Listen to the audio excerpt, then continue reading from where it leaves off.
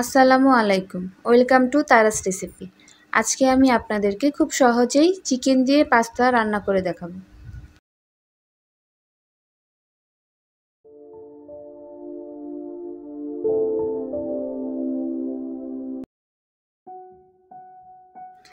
এখানে আমি আধা কেজি পরিমাণ টুকরো টুকরো করে কেটে বোনলেস চিকেন নিয়েছি।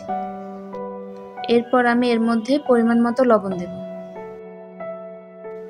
আর দিব 1 চা চামচ পরিমাণ মরিচের গুঁড়া, 1 চা চামচ পরিমাণ ধনিয়ার গুঁড়া, আধা চা চামচ জিরার গুঁড়া, 1 চা চামচ পরিমাণ গরম মশলার গুঁড়া,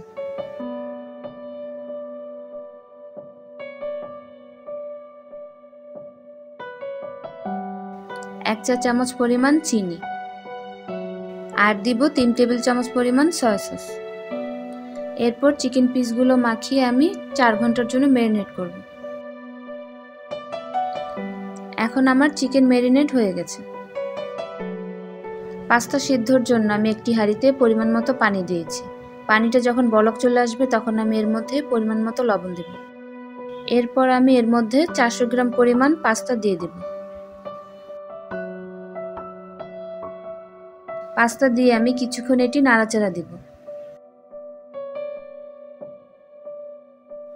পাস্তা সেদ্ধ হয়ে যাবার পরে আমি ছাঁকনির সাহায্যে পাস্তাগুলোকে চুলো থেকে তুলে নেব।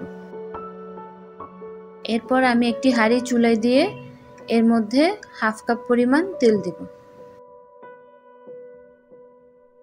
তেল যখন গরম হবে তখন আমি এর মধ্যে চিকেন পিসগুলো ঢেলে দেব।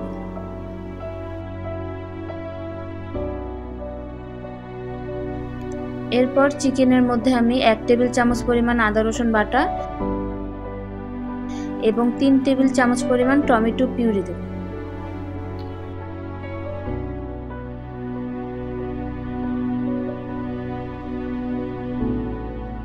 এরপর আমি ভালোমতো চিকেন পিসগুলো সেদ্ধ হওয়া পর্যন্ত ভেজে নেব।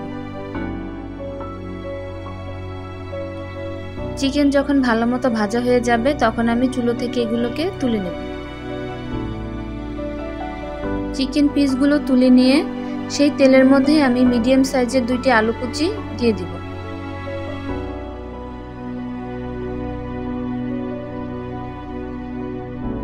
এরপর আমি এর মধ্যে হাফ কাপ পরিমাণ বরবটি কুচি দিয়ে কিছুক্ষণ নাড়াচাড়া দেব।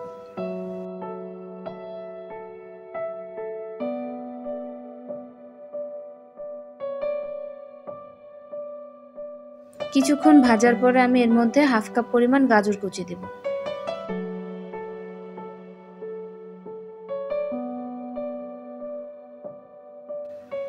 এরপর আমি এর মধ্যে পরিমাণ মতো লবণ দিব, আর দিব হাফ কাপ পরিমাণ টমেটো পিউরি।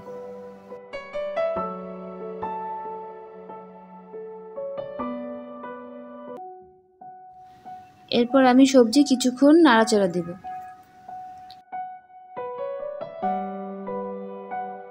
সবজি ভাজা হয়ে গেলে এর মধ্যে আমি কয়েকটা কাঁচামরিচ দিব।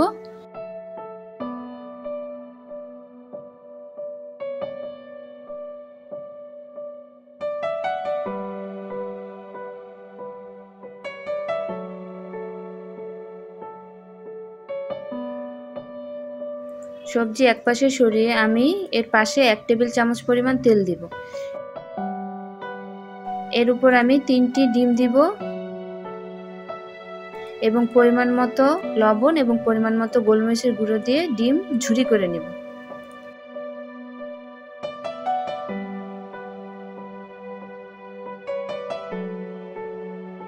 ডিম ভাজা হয়ে গেলে আমি সবজির মধ্যে ডিমগুলো ভালোমতো মিশিয়ে নেব।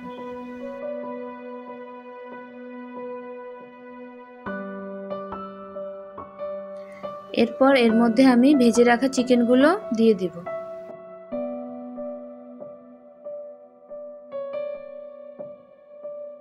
এরপর আমি এর মধ্যে সেদ্ধ করে রাখা পাস্তা দিয়ে দেব। পাস্তা সবজির সাথে ভালোমতো মেশানোর পরে আমি এর মধ্যে 1 টেবিল চামচ পরিমাণ গোলমরিচের গুঁড়ো এবং পরিমাণ মতো লবণ দেব। এরপর আমি এর মধ্যে দিব পাস্তার মধ্যে রাখা চাইনিজ মশলা। তারপরে আমি পাস্তা ভালোমতো ভেজে নেব।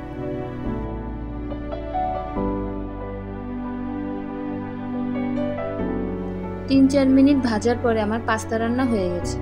এখন আমি এটি চুলা থেকে নামিয়ে নেব। খুব সহজে এবং অল্প উপকরণেই তৈরি হয়ে গেল আমার মজাদার পাস্তা রান্না। রেসিপিটি যদি আপনাদের ভালো লেগে থাকে তাহলে অবশ্যই আমার চ্যানেলটিকে সাবস্ক্রাইব দিবেন এবং লাইক বাটনে একটি ক্লিক করবেন। খোদা হাফেজ।